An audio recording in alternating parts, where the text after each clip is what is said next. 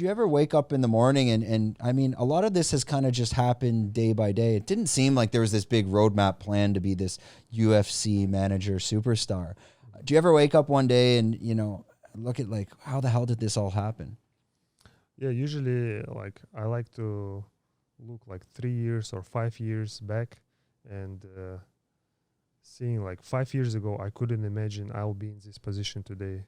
So I use this perception to appreciate what I have right now, and to also understand that 5 years from now, I also don't know what's gonna happen. The stuff that I can't even imagine gonna happen. Good things can happen. You know that like I can be involved in other industry, or I can achieve these things that I'm not even thinking about. So I always try to keep this open mind and positive thinking, and have this perception. You know, if you wanna, I believe if you wanna achieve like a greater things, bigger thing you want, first you have to appreciate what you have right now. If you appreciate what you have right now, you're gonna get more in the future too. You know. Yeah, and it's still your fighters. They're still very relevant. I mean, some managers, you know, maybe their fighters get closer to the end of their career, but you again, guys like Shavkat Rakhmonov. I mean, he's just getting started. Are there any other fighters that you're managing that are sleepers that like maybe the audience or someone like myself should look into a little bit more? Because again, back to Rakhmonov, it's like I kind of jumped on him about 3 fights ago when his dominant performances. So again, the question is there anyone else we should be looking at that you're currently managing that's maybe more of a sleeping underdog that no one's really aware of? I mean, like all those guys I mentioned already, they have potential to be champions. Like, if you don't know who's Movsar Yevloev is, go watch his fights. If you don't know who's Arman Tsarukyan is, go watch his fights. Sure, you know, their performances speaks for itself. And if you're a fan of like combat sports or martial arts, you're gonna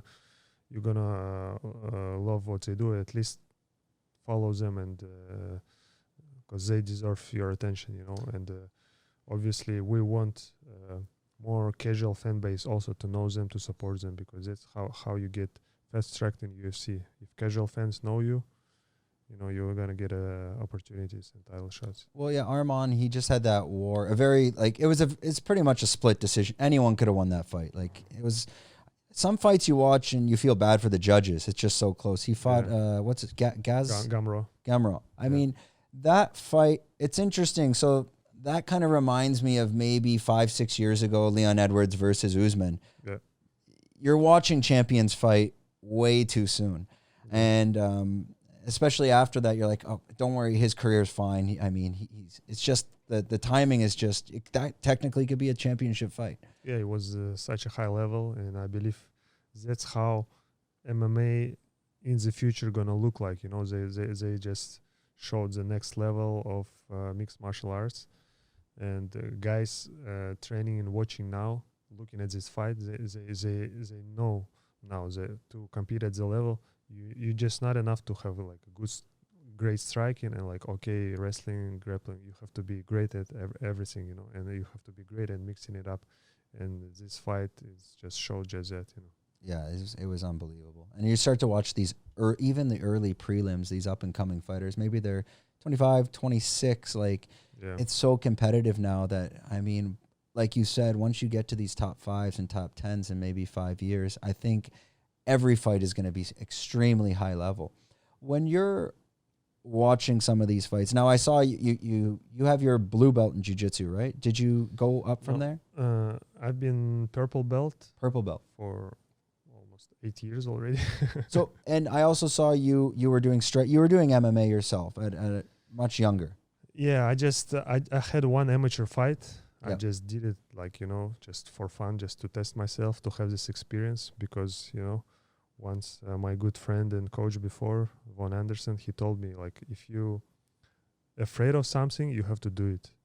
So that's something that, you know, thrilled me and excited me. So I ended up having an MMA fight in China, in Beijing. I won that. And, you know, it's a good experience. It's good, you know, to overcome, you know, to get out of your comfort zone. And maybe also this mindset that helped me, you know, also in MMA business too, you know. Did you weight cut for that? No, I just skipped the breakfast. You know.